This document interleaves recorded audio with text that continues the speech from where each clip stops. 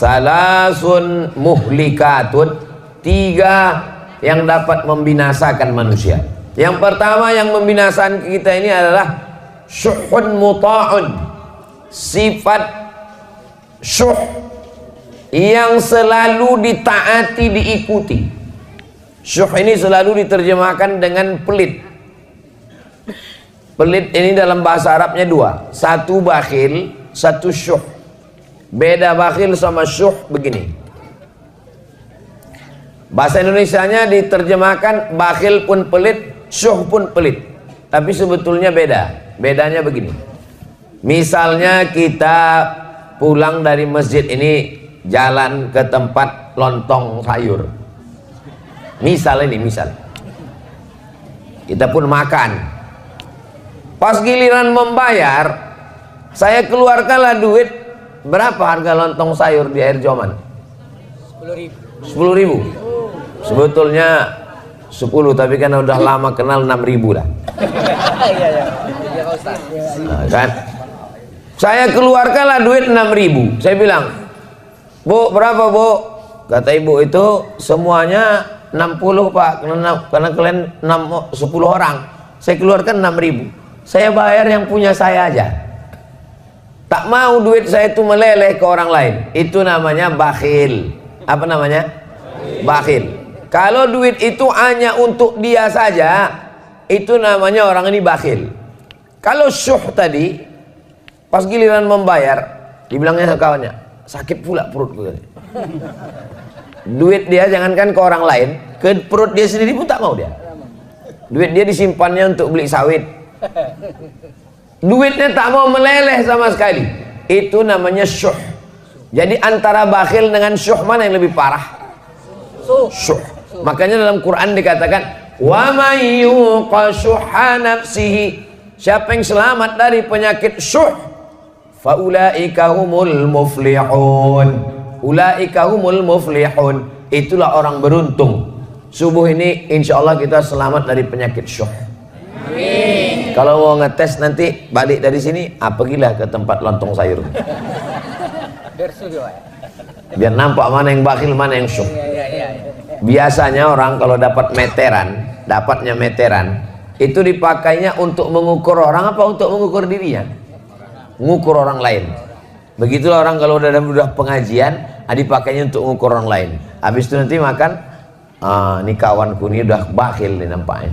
Kawan ini syuh. Kalau kita tidak, kita kalau dapat ilmu itu untuk mengukur diri kita tidak bakhil, kita tidak syuh, insya Allah kita termasuk orang-orang yang dermawan, insya Allah. Amin.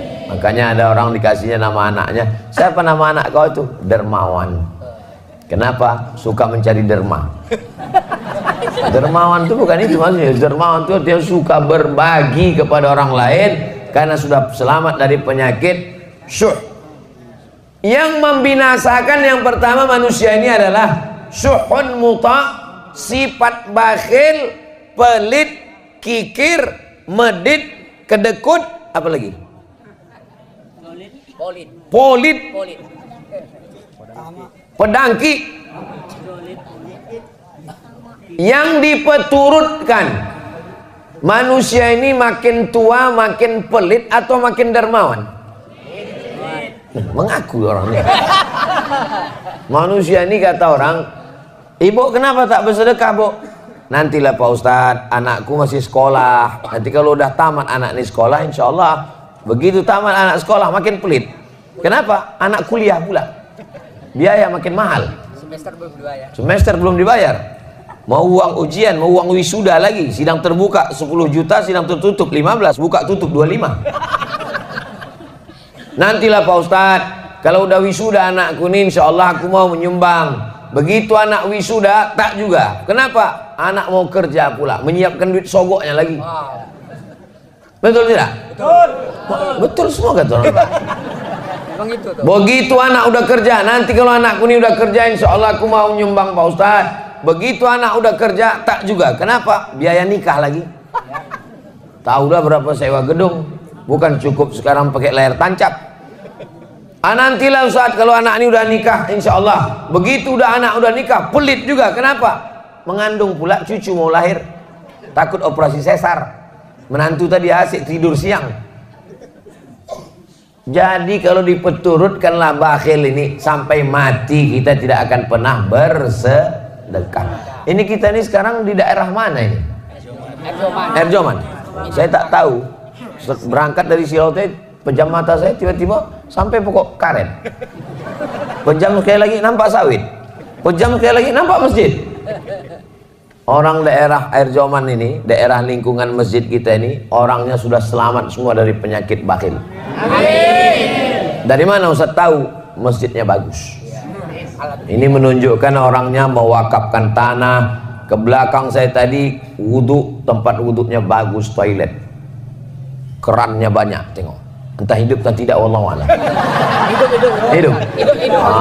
Tak ada lagi tanah tempat parkirnya, keramik turun sampai ke bawah. Udah itu pula lantai teruslah sampai halaman sana, pagar pula cantik. Mudah-mudahan yang membangun masjid ini kalau dia meninggal dunia dilapangkan Allah kuburnya. Amin. Kalau dia masih hidup diberkahi Allah rezekinya. Amin. Barakallahu lakum fima ataitum wa barakallahu lakum fima abaqaitum wa ja'alakum tahuran.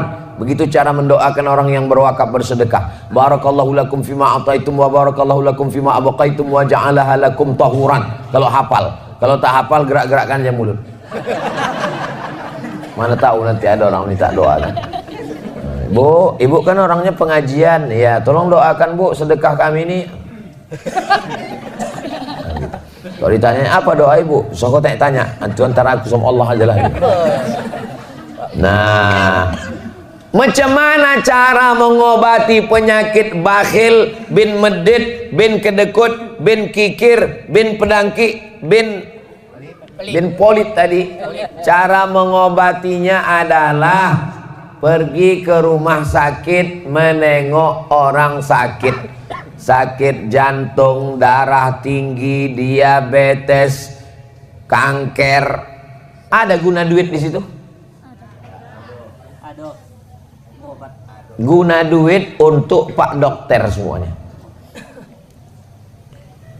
Duit bisa banyak, dokter bisa dibayar, rumah sakit bisa dibeli kalau orang kaya, tapi ada satu yang tak bisa dibeli. Apa dia? Kesehatan. Mudah-mudahan kalau ada di antara kita nih yang sakit, diangkat Allah penyakitnya. Amin. Yang udah sehat-sehat nih mudah-mudahan istiqomah insyaallah. Kalau mau menengok tak ada harganya duit, pergilah ke liang lahat di kuburan. Bisa dipakai untuk menyogok mungkar nakir. Bisa disogok untuk menyogok malaikat maut. Malaikat maut, tambahlah umurku, ku kasih 3 miliar. Bisa? Innama amruhu idza arada syai'an ayyakula lahu kun fayakun. Mati. Mimda mata ya bawati. Modar. Bapak Ibu yang dimuliakan Allah Subhanahu wa taala, inilah dia yang disebut dengan bakhil, pelit, syuh yang diperturutkan tadi. Kalau dipeturutkan bakhil ini memang orang tidak akan pernah mau berzakat. Siapa yang penghasilannya 1 tahun 85 gram emas, maka zakatnya 2,5%. 85 gram emas itu berapa tuh Pak Ustadz? 1 gram emas 1 juta. Sebetulnya udah naik 1.200.000, tapi karena kita udah lama kenal 1 juta aja lah. Tak pala banyak kali. 85 gram kali 1 juta berarti 85 juta. Siapa di antara bapak ibu ini yang penghasilannya 85 juta di total setahun, maka keluar zakatnya 2,5%. Kalau ditengok dari gayanya, orang ini penghasilannya seminim-minimnya 100 juta ini. Amin. Dari bunyi mengaminkannya aja pun tak yakin. Amin. Amin Pak Ustaz. Orang yang takut nyebut amin itu 2 kemungkinan. Pertama, karena takut ragu. Yang kedua, takut dicatat Bawaslu. Saya pun hati-hati juga ceramah ini sekarang. Udah diawasi Bawaslu, tak boleh. Ustaz jangan sebut partai, tak ada aku sebut partai. Ustaz jangan sebut nomor, tak ada aku sebut nomor. Ustaz jangan sebut capres, tak ada aku sebut. Ustaz tak boleh sebut nama, tak ada sebut. Cuman ku bilang, yang tidur di rumahku kemarin, itu pun kena tegur juga.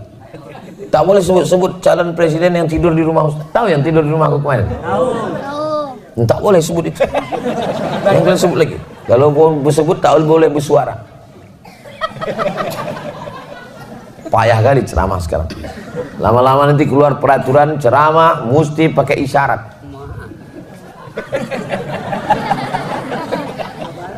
Bapak Ibu yang dimuliakan Allah Subhanahu wa taala, maka keluarkan zakat 2,5%. Kalau 100 juta zakatnya 2,5%, berapakah zakat dari 100 juta?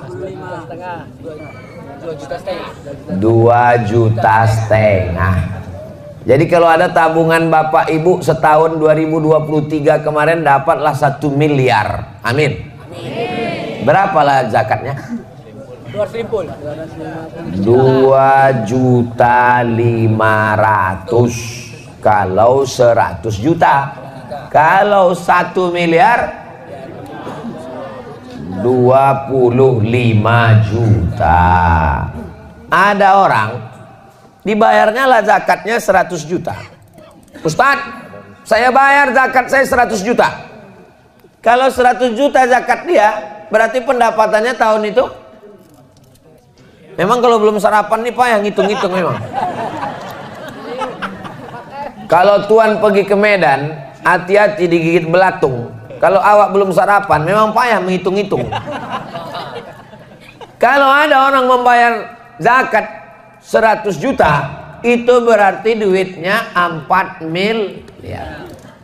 Bapak berapa bayar zakatnya Pak? Aku bayar zakat 100 juta Pak Ustadz. Oh, berarti duit Bapak 4 miliar. Enggak, duitku cuma 400 juta. Loh, kenapa duit Bapak 400 juta Bapak keluarkan 100 juta? Bapak keluarkan 100, berarti Bapak salah hitung. Saya tak salah hitung Pak Ustadz. Kenapa Bapak keluarkan 100? Aku mau memancing rezekiku. Ada jenis manusia macam, cuman manusia yang macam gini tak banyak. Udah hampir-hampir punah lah. Perlu dibudidayakan. Jauh berjalan banyak ditengok, lama hidup banyak dirasa. Lain padang, lain belalang, lain lubuk, lain ikannya. Banyaklah saya jumpa manusia yang unik-unik macam ini. Tapi tak banyak kali. Cara dia untuk menjolok rezeki itu adalah dibanyakkannya zakatnya, biar supaya diturunkan Allah. Dan memang manjur rupanya. Jangan berhitung-hitung sama Allah. Ini banyak orang ini berhitung-hitung sama Allah. Kau kalau berhitung-hitung sama Allah, nanti Allah berhitung-hitung pula sama kau. Dikasihnya napas setengah. Baru tahu, tak sampai ke ujung. Bayar pajak lagi Ustaz. Belum bayar pajak lagi. Bayar pajak bukan main takutnya sama petugas pajak. Kalau bayar zakat tak ada takut sama sekali. Kita semua akan mati menghadap Allah Subhanahu wa ta'ala. Inilah yang pertama, syuhud muta'. Yang kedua, hawa muttaba', memperturutkan hawa nafsu. Semua hawa nafsu kalau diperturutkan binasa. Makan, dalam Islam boleh makan? Boleh. Tapi ada yang boleh dimakan, ada yang tak boleh dimakan. Jangan semua yang kaki 4 dimakan. Jangan semua yang merayap pun dimakan. Kereta api pun dimakan. Ada yang boleh dimakan, ada yang tidak. Ada yang halal, ada yang haram. Maka Ustaz, kalau memang Allah itu maha baik, kenapa diciptakannya anjing? Kenapa diciptakannya babi? Itu untuk menguji kita ikut Allah atau tidak. Kalau memang Allah itu baik, kenapa diciptakannya setan? Allah menguji kita, apakah kita ini memperturutkan hawa nafsu atau tidak. Masalah makan, kulu, makanlah min thayyibat, makanlah yang baik-baik saja. Minumlah yang baik. Boleh minum tua? Tak boleh. Boleh minum aren? Boleh. Kenapa? Ini memilah dan memilih. Nikah, silakanlah nikah. Yang dinikahi yang baik-baik saja. At-thayyibuna lit-thayyibat, memperturutkan hawa nafsu. Itulah mengapa kita disuruh mengenal hawa nafsu. Macam mana cara mengenal hawa nafsu? Disuruh berpuasa. besok hari Senin. Siapa yang puasa besok hari Senin, mengkodok puasanya yang tinggal kemarin Ramadan, sekarang sudah masuk bulan Rajab. Ramadan kemarin belum diganti, ini sudah mau masuk Ramadan lagi, Rajab Syaban, gantinya hari Senin, dapat 3. Kodok dapat, puasa Senin dapat, puasa Rajab dapat. Tapi niatnya cuma satu saja, niatnya puasa kodok. Ibu-ibu yang tinggal kemarin 7 hari kodok. Selalu saya Ustadz Somad nih kalau ceramah yang diingatkannya puasa ibu-ibu aja. Ibu memang tinggal 7, rupanya lakinya 17 hari tinggal.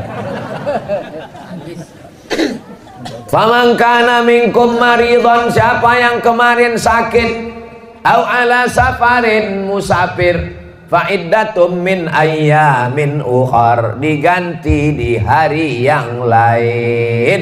Itulah yang kemarin musafir. Ustaz kemarin ada musafir? Ada. Berapa jarak musafirnya? Jarak qashar sholat 89 km. Dari Air Joman ke Medan itu 180 km. Kalau tak percaya hitung sendiri. Bisa qashar? Bisa, lewat 89 km. Asal bisa qashar boleh tak puasa. Sampai di kereta api, makannya sate, dimakannya kerang, dimakannya udang. Datang orang, kau Islam, kenapa kau tak puasa? Faman kana minkum maridhan aw ala safarin fa iddatum min ayyamin ukhra. Ada bapak-bapak, badannya tegap berotot, kumis melintang. Berbisik bertanya ke saya, Ustaz, apa hukumnya tak puasa? Kenapa bapak tak puasa? Badan bapak sehat. Buah pinggangku udah dicabut dokter 1. Tak bisa aku tak puasa Pak Ustadz, tak boleh kerja berat, tak boleh tak masuk energi ke badan, aku mesti puasa. Maka kalau bapak tak bisa puasa, diganti di hari yang lain. Tapi di hari yang lain saya tak bisa puasa Pak Ustadz. Ramadan tak bisa, Syawal tak bisa, Zulqa'dah tak bisa, sampai mati tak bisa. Maka dibayarkan fidyah. Apa pula fitrah? Dibayarkan fidyah. 1 hari porsi makan 3 kali, makan pagi, makan siang, makan malam. Lontong pagi 10, makan siang 15, makan malam 15, 10, 40. Jangan hitung-hitung sama Allah, hitung juga lah cendolnya, cuci mulutnya, buahnya, paketkan 50. Berarti yang tak bisa puasa sebulan berarti 50, 500, 1,5 juta. Hawa muttaba. Tapi kalau orang memperturutkan hawa nafsu, disuruh kita puasa untuk mengenal hawa nafsu. Jam 2 siang, mau orang kaya, mau orang miskin, mau diplomat, mau pejabat, kalau udah jam siang mukanya pucat, lapar, haus, mau mengamuk aja bawaannya. Betul? Menengok air sungai ular di Medan, mau menengok sungai Delhi, mau menengok sungai, ditengok air sungai Danau Toba, rasanya mau diminum semua, tak hilang haus. Tapi begitu terdengar suara azan, Allahu Akbar, Allahu Akbar, masuk 2-3 teguk kurma 2 biji, hilang hawa nafsu. Itulah hawa nafsu itu. Hawa nafsu ini semua rasanya. Anak-anak muda nih kalau sebelum nikah ini, wow, semua playboy cap tupai. Semua anak gadis orang mau dinikahinya. Tapi begitu sudah nikah, punya anak, pas ditanya, "Cemana?" "Cukuplah Pak Ustadz, satu ini aja pun udah mau mati kayak puasa." Begitulah hawa nafsu ini. Maka yang paling bahaya ini adalah memperturutkan hawa. Kira-kira kalau manusia ini dikasih duit 1 ton emas, cukup apa tak cukup? Lau kana li bani Adam wadiyan min zahab, seandainya manusia ini punya 1 lembah dari emas, ini bukit, di tengah ini ada lembah, isinya emas semua, walan tamla fahu illa turab, tidak akan pernah puas sampai mulutnya disumbat tanah. Nah, maksud disumbat tanah tuh mati, masuk liang lahat, masuk cacing tanah ke mulut, barulah kata dia cukup ya Allah. Makanya kalaulah orang tidak memturutkan hawa nafsu, selamatlah dunia akhirat. Doakan supaya yang ceramah ini pun tidak diperturutkan hawa nafsu. Amin. Karena tapi ustadz kan ustadz, masa ustadz digoda setan juga? Ustadz yang setan yang menggodanya ustadz setan juga. Dia memang setan, tapi di kalangan setan itu dia ustadznya setan. Kawasan, Pak. Ustadz kan tamat dari Mesir. Iya, yang menggoda itu juga setan dari Mesir juga. Anak-anak buah Fir'aun. Maka didoakan jamaah ini kalau mendoakan jangan doakan cuma anak bininya, doakan juga ya Allah Ustadz Somad itu pun janganlah lagi dia diperturutkan hawa nafsu, supaya kita ini bisa mengendalikan hawa nafsu. Nafsu makan, nafsu minum, nafsu jabatan, nafsu politik, nafsu kekuasaan, nafsu. Selamat daripada hawa nafsu. Selama masih makan, selama masih minum, selama darah masih mengalir, maka pasti ada hawa nafsu. Kalau mau tahu nafsu sudah tak ada ketika ruh keluar dari jasad.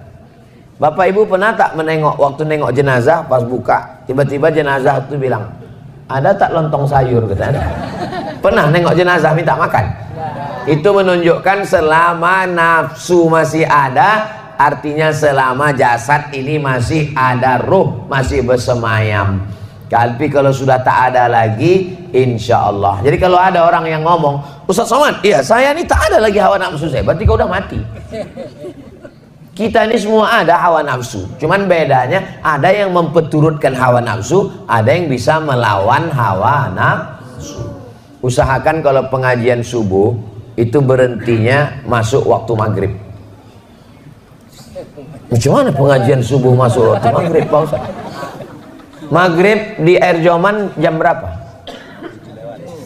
Jam 6 lewat 6 lewat 18 18.35. Maka kalau pengajian subuh buatkan sampai jam 6.35. Begitu cara mudah ngitungnya. Satu hari. 6.35 pagi nih Pak. Bukan 6.35 sore. 6.35 sore nanti dua gendangnya. Kalau tak ustadz tuh mati, jamaah tuh mati. Jadi kalau ada pengajian rutin subuh di masjid kita, pas saya tanya ada, bingung jamaahnya ada atau tidak. Dia mau bilang ada takut karena tak pernah hadir, mau bilang tak ada takut ada. Jadi kalau mana tahu buat acara pengajian subuh nanti Ramadan, buatkan pengajiannya itu sampai waktu sesuai maghrib. Ini kan waktu ini berubah ini. Nanti kalau kebetulan maghribnya 6.15, berhenti pas jam 6.15. Gunanya untuk apa? Supaya kita berhenti itu masuk waktu sholat sunat isyraq. Pakai top isyraq. Kalau pakai kap isyraq sirik. Kau sholat apa tadi? Aku sholat isyraq. Sholat sirik. Isyraq artinya sholat waktu terbit matahari. Sholat terbit matahari ini keutamaannya 4. Pertama, sholat subuh berjamaah. Yang kedua, duduk iktikaf di masjid. Yang ketiga, berzikir. Yang keempat, sampai terbit matahari. Kalau dilaksanakan, kanat lahu ka ajri hajjatin wa umrah, dapat pahala seperti haji dan umrah. Nah, udah buku kok ayam. Pertama, bakhil. Yang kedua, memperturutkan hawa nafsu. Yang terakhir, yang ketiga. Kami perhatikan Ustadz Somad dari semalam ceramahnya di Silau Laut, di Air Joman, nanti di Tanjung Balai, 3 terus. Kenapa 3? Karena Kak Nur Aini ini nomor 3. Yang ketiga, fokus ini dulu, itu nanti. Yang ketiga adalah i'jabur rajuli li nafsihi, merasa kagum dengan diri sendiri. Ini penyakit yang berbahaya nomor 3. Di antara kita ini semua yang ramai ini di masjid nih, siapalah yang paling bisa kena penyakit ujub, kagum? Saya ini yang paling bisa. Disediakan tempat di depan, diminta jadi imam, disediakan kursi. Orang nyari-nyari kursi, saya dikasih kursi. Disediakan meja, disediakan air putih. Sebentar lagi teh manis datang, kopi susu, bandrek. Sebentar lagi nasi air masih mendidih. Jadi yang paling bisa kena penyakit ujub saya inilah, ujub. Penyakit ujub itu apa? Penyakit merasa kagum dengan diri sendiri. Pak Haji, pernah Pak Haji sholat di masjid di Air Joman? Wah, masjid itu aku yang bangun, kalau bukan karena aku. Kalau bukan karena aku kemarin tak datang Ustaz Somad tuh kampung kita. Kalau bukan karena aku tak jadi tablik akbar. Kalau ada orang begitu, sikit-sikit aku bilang sama dia, Pak, dia dalam Quran tuh yang selalu nyebut aku ada 3. Yang pertama Fir'aun, yang kedua Qarun, yang ketiga setan, yang keempat Bapak. Sikit-sikit aku. 4 ya, Pak? 4. Apa kata Fir'aun? Ana rabbukumul a'la. Aku Tuhan kamu, kata Fir'aun. Apa kata Qarun? Innama utituhu ala ilmin indi. Itu harta yang banyak itu karena ilmuku, aku. Apa kata setan? Ana khairum minhu. Aku lebih baik daripada Adam. Sikit-sikit aku. Nah, maka selalu nyebut aku. Saya apa Ustaz? Sama sih. Saya sama aku sama aja. Bapak Ibu yang dimuliakan Allah Subhanahu wa taala. Nanti kalau ada yang bertanya, apalah judul Ustaz Somad itu ceramah tadi? Ada 3. Apa yang 3 tuh? Entah aku pun tak ingat apa. Ngantuk kali aku tadi. Ustaz tuh kadang-kadang nampak aku 3. Yang pertama adalah bakhil. Yang kedua memperturutkan hawa nafsu. Yang ketiga merasa kagum dengan diri sendiri. 3 itu jangan lupa. 3 yang ini dan 3 nanti tanggal 14 Februari. Saya ini Abdul Somad berdakwah dengan ceramah, mengajar di kampus-kampus. Tapi ada dakwah yang lebih paten lagi, berdakwah di parlemen, di kantor DPR Kabupaten Asahan. Berdakwah di situ. Kenapa? Guru mengaji. Guru mengaji, fakir miskin, anak yatim, penggali kubur. Siapa yang ngasih bantuan? Yayasan Wakaf Hajah Rohana Berbagi. Cuman sanggup mengasih 300 paket sebulan. Kami tak ada duit. Tapi kalau kita dengan kekuasaan, dibuatkan perda. Perda Kabupaten Asahan. Penggali kubur, guru mengaji, diberi santunan dari APBD. Bisa apa tak bisa? Bisa, tapi syaratnya duduk di situ. Ustadz kalau gitu jangan ceramah lah di masjid, duduklah Ustadz di situ. Kalau aku duduk di situ, aku tak bisa ceramah lagi keliling. Aku mesti keliling. Aku ini bukan Ustadz ece-ece. Oke. Kalau aku duduk, jangan tepuk tangan, ini masih banyak lagi. Kalau duduklah aku di DPR itu. Aku mau ceramah ke Brunei Darussalam. Aku jadwalku ke Brunei setahun 2 kali, ke Sabah sekali. Aku profesor di University Islam Sultan Syarif Ali, profesor lagi di University Malaysia Sabah, profesor lagi baru diminta kemarin di University Malaka. Macam mana aku mau ceramah? Maka aku tanyalah saudaraku, kakakku, ku tanya, siapa di antara kalian yang siap? Kalau siap nanti ku dukung, ku kampanyekan. Kata Kak Ani, aku siap, kata dia. Secara pendidikan dia S2, SH, MH. Siap kakak nanti? Siap. Insya Allah nanti aku keliling 3 kecamatan. Kecamatan mana aja? Kecamatan Silolaut, Kecamatan Air Joman, Kecamatan mana lagi Kak? Tanjung Balai. Oke, kita mainkan nanti keliling. Siapkanlah, saya bilang. Inilah saya datang nih keliling menyiap. Kira-kira jamaah mau tak memilih yang saya pilih ini? Dari bunyinya macam tak mau. Kami memang tak ada duit. Karena ini berjihad kita ini. Nanti kalau datang sampai tanggal 14 nih orang yang ngambil duit, ambil duitnya, tapi milihnya tetap pilih Kak Nur Aini. Setuju? Cocok? Alhamdulillah. Saya ini kan yang mau dipilih ini 5 ini.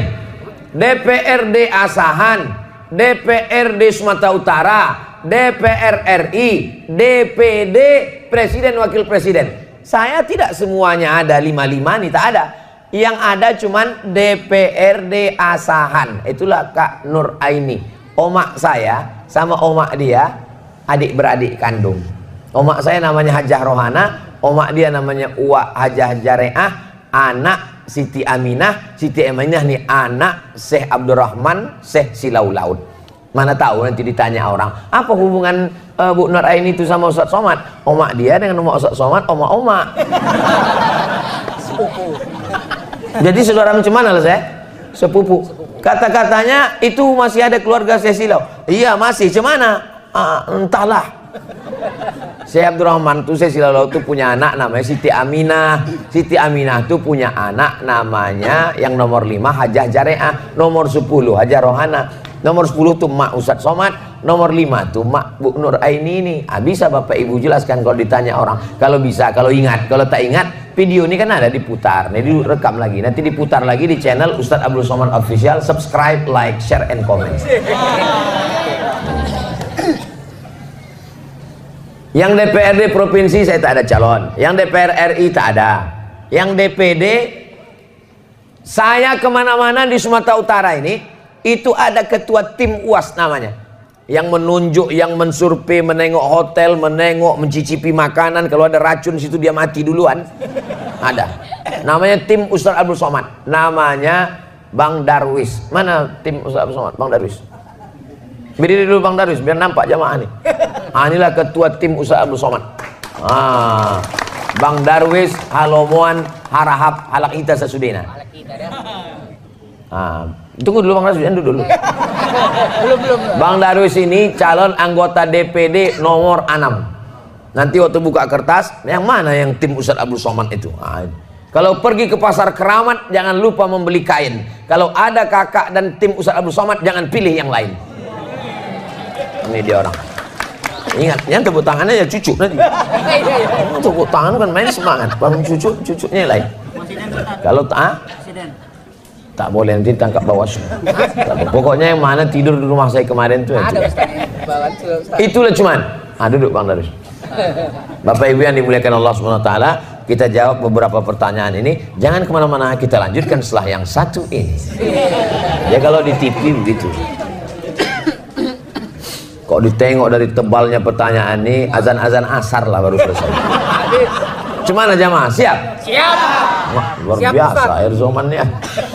Bagaimana cara mendidik anak yang nakal, susah disuruh sholat?